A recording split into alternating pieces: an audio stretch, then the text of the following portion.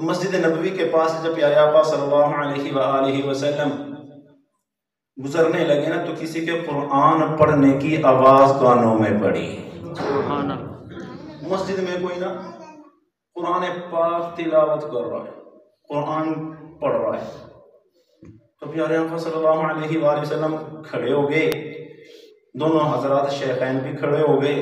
तो आप कान लगाकर सुनने लगे, तो आपने आवाज को पहचान लिया और फरमाने लगे, ये तो अब्दुल्ला इब्ने मसऊद रजी अल्लाह ताला अन्हु की आवाज है। हजरत अब्दुल्ला इब्ने मसऊद रजी अल्लाह ताला अन्हु की आवाज है। वो कुरान पाक पढ़ रहे हैं, आप खड़े होकर सुन रहे हैं, सुन रहे हैं, सुन रहे हैं। फिर आपने जो बात इरशाद फरमाई, वाह माशाल्लाह, आपने फरमाया जो शख्स ये चाहे कि कुरान पाक जिस तरीके से नाजिल हुआ है उसी तरीके से तरोताज़ा पढ़ूं, तो वो हज़रत अब्दुल्ला इब्ने मसऊद की आवाज़ में कुरान पढ़ ले, उनके लहजे में कुरान पढ़ ले, गोया कि ऐसा पढ़ेगा जैसे कि अभी नाजिल हो रहा है। हज़रत अब्दुल्ला इब्ने मसऊद रज़ी अल्लाह ताला अन्हु कुरान पाक की तिलावत कर रहे हैं। प्यारे आका सल्लल्लाहु अलैहि वसल्लम ने फरमाया, जो ये चाहता है कि कुरान पाक जिस तरीके से नाजिल हुआ है तरोताज़ा उसी तरीके से पढ़ ले, तो हज़रत अब्दुल्ला इब्ने मसऊद के लहजे में कुरान पढ़ ले, गोया कि ऐसे कुरान पढ़ेगा जैसा कि अभी नाजिल हो रहा है। हज़रत अब्दुल्ला इब्ने मसऊद रज़ी अल्लाह ताला अन्हु कुरान पाक की तिलावत कर रहे हैं।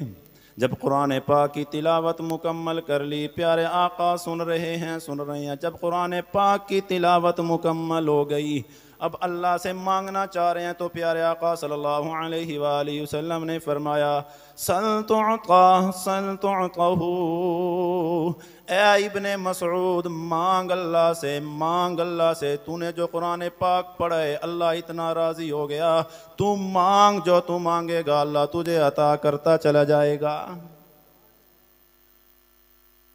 तो अल्लाह से मांग, जरा क्या मांगना चाहता है, मांग अल्लाह से। मांगना तेरा काम है, अता कर देना अल्लाह का काम है। तू झोली फैला दे। हज़रत अब्दुल्ला इब्ने मसऊद रज़ी अल्लाह ताला अन्हु ने भी फिर क्या मांगा अल्लाह से। उनके कानों में जो हुजूर की आवाज़ मुबारक पहुंच गई कि अब्दुल्ला मांग अल्लाह से, जो मांगेगा अता किया जाएगा। जब कानों में ये आवाज़ पहुंच गई तो मौका मिल गया कि आज नबी मोहर लगा रहे हैं, कबूल होकर ही रहेगी। फिर उन्हें क्या मांगा है, हाथ उठा लिए, फिर अल्लाह से मांग क्या कर रहे हैं, अल्लाहुम्मा इन्नी अस्अलुका ईमानन वला यरतद्दु। जो मैं दुआ आपके सामने रखना चाह रहा था, वो क्या मांग रहे हैं, अल्लाहुम्मा इन्नी अस्अलुका ईमानन वला यरतद्दु। आप भी मांग लीजिए, मैं भी मांग लूं, आमीन कह लीजिएगा। अल्लाहुम्मा इन्नी अस्अलुका ईमानन वला यरतद्दु। अल्लाह तेरे नबी ने फरमाया मांग, तुझे अता किया जाएगा। मैं अब्दुल्ला मांग रहा हूँ, अल्लाहुम्मा इन्नी अस्अलुका ईमानन वला यरतद्दु। अल्लाह अल्लाह ऐसे ईमान का सवाल करता हूँ जिसके बाद ईमान का ज़ाइल होना न हो, मुर्तद होना न हो, मरते दम तक ईमान सलामत रहे। हम भी अल्लाह से मांग लें। हमारे पास क्या है, माल है, घर है, कोठी है, बंगला है, जमीनें हैं। जमीन भी छोड़कर चले जाएंगे, माल छोड़कर चले जाएंगे, कोठी गाड़ी बंगले सब कुछ छोड़कर चले जाएंगे। जिस तरीके से दुनिया में खाली हाथ आए थे खाली हाथ चले जाएंगे। सिकंदर आजम ने क्या कहा था अपने वुज़रा से, मैं मर जाऊं तो मेरे दोनों हाथ कफन से बाहर निकाल देना। आप तो बादशाह सलामत हैं, आपके दोनों हाथ कफन से बाहर क्यों निकाल दें? आपकी तो बड़ी इज्जत है, बड़ा वकार है, बड़ा ओहदा है, आप ये क्यों कहते हैं कि दोनों हाथ कफन से बाहर निकाल देना? बादशाह ने कहा था, सिकंदर आजम ने कहा था, मैं दुनिया में था, बादशाह बनकर रहा, बड़े मेरे खजाने थे, कफन से हाथ बाहर इसलिए कह रहा हूं कि रख देना, ताकि दुनिया को पता चल जाए कि बादशाह भी जाता है तो खाली हाथ ही जाता है। उजड़ गया वो बाग जिसके हजारों माली थे, उजड़ गया वो बाग जिसके हजारों माली थे, सिकंदर गया जब दुनिया से तो दोनों हाथ खाली थे। कभी कोई साथ लेकर ही नहीं गया।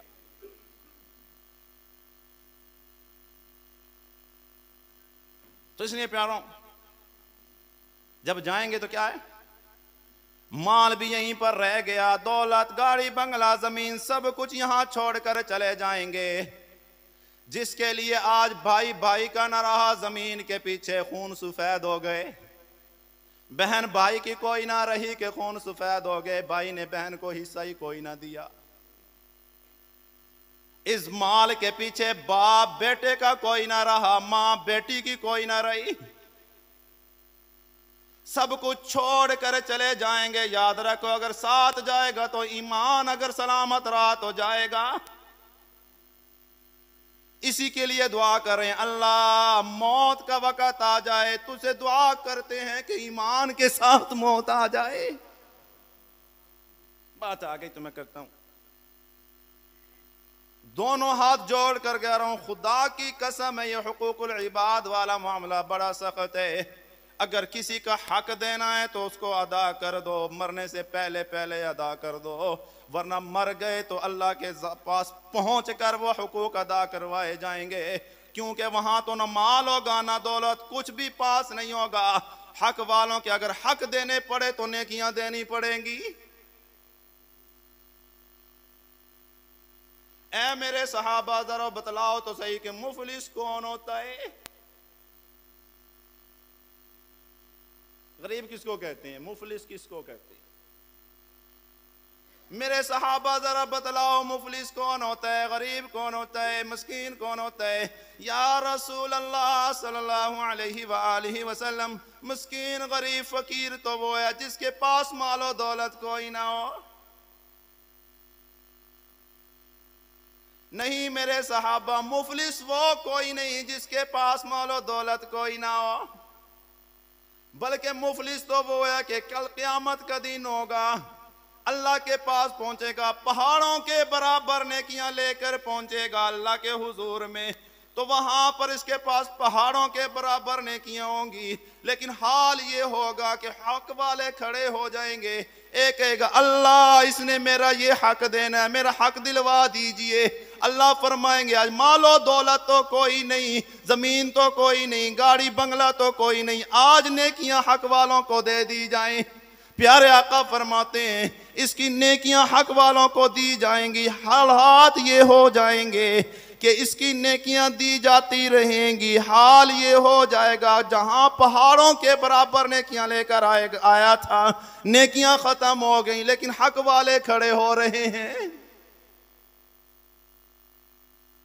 फिर क्या होगा? हक वाले खड़े हो रहे हैं, हक वाले खड़े हो रहे हैं।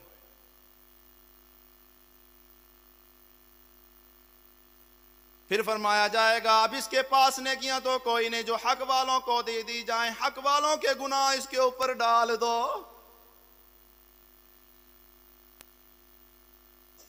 हक वालों के गुनाह इसके ऊपर डाल। फरमाया प्यारे आका सल्लल्लाहु अलैहि वसल्लम ने पहाड़ों के बराबर नेकियां लेकर आया था, वो तकसीम हो गई। अब हक वालों के गुनाह डाले गए तो पहाड़ों के बराबर गुनाह हो गए, जहन्नुम का ऐलान हो गया। ये है मस्कीन और मुफलिस।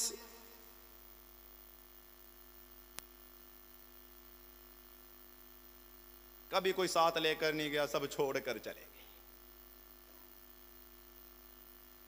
भाई के साथ हम 5 मरले के मकान पर लड़ गए, नाजायज कब्जे भी कर लिए, हक कोई न दिया।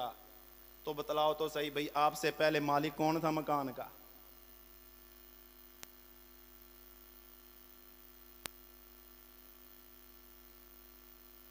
एक बादशाह ने अपना महल तामीर किया, उसके वज़रा कहने लगे तूने महल तो बना लिया, कोई दावत वगैरह तो कर दे, लोगों को तो बुला। उसने लोगों को भी बुला लिया, खाना वगैरह खिला दिया, लोग जा रहे हैं, बड़ी तारीफें करके जा रहे हैं। दो बुजुर्ग एक तरफ खड़े हुए हैं, उन्होंने तारीफी कलमात कोई ना कहे। बादशाह उनके पास आ गया, तुमने कोई तारीफी कलमा क्यों नहीं बोला? उसने कहा कि हम ऐसे मकान के बारे में क्या तारीफ करें जिसके अंदर दो ऐब हैं।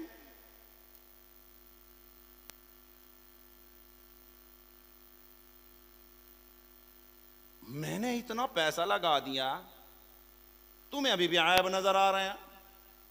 अजीब बंदे हो, करोड़ों रुपए लगा दिए, तुम्हें ऐब नजर आते? अच्छा बतलाओ क्या ऐब है, हम उसको दूर करना चाहते हैं। एक बोला कि पहला ऐब तो यह है कि यह मकान उजड़ जाएगा।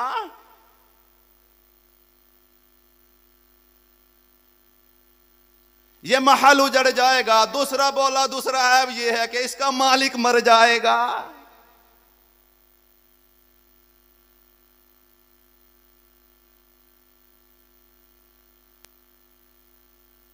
अब जिस घर में हम रहते हैं, इसका मालिक ने मरना है कि नहीं मरना?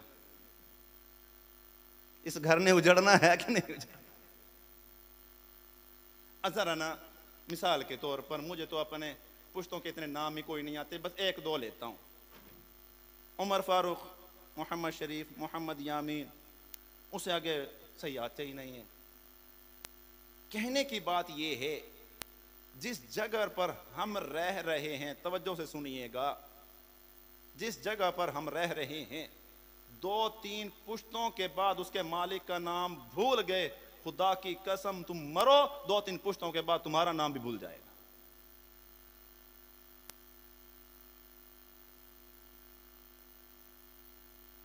हक वालों का हक दे दो, बड़ा दिल करो, अल्लाह करे वो कब्र हमारी पुरनूर हो जाए।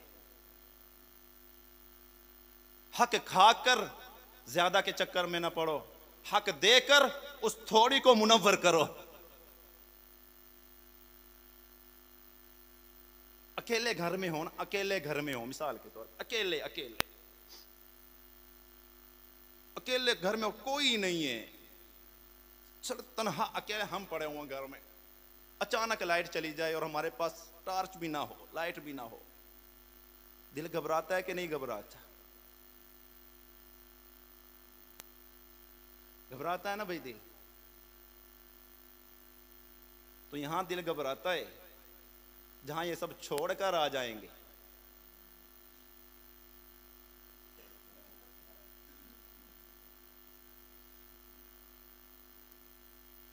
प्यारे आका सल्लल्लाहु अलैहि वसल्लम ने इरशाद फरमाया, जो शख्स किसी का हक मार ले, जमीन मार ले एक बालिश के बराबर, कल क़यामत के दिन 7 जमीनों का तोक बनाकर उसके गले में डाल दिया जाएगा।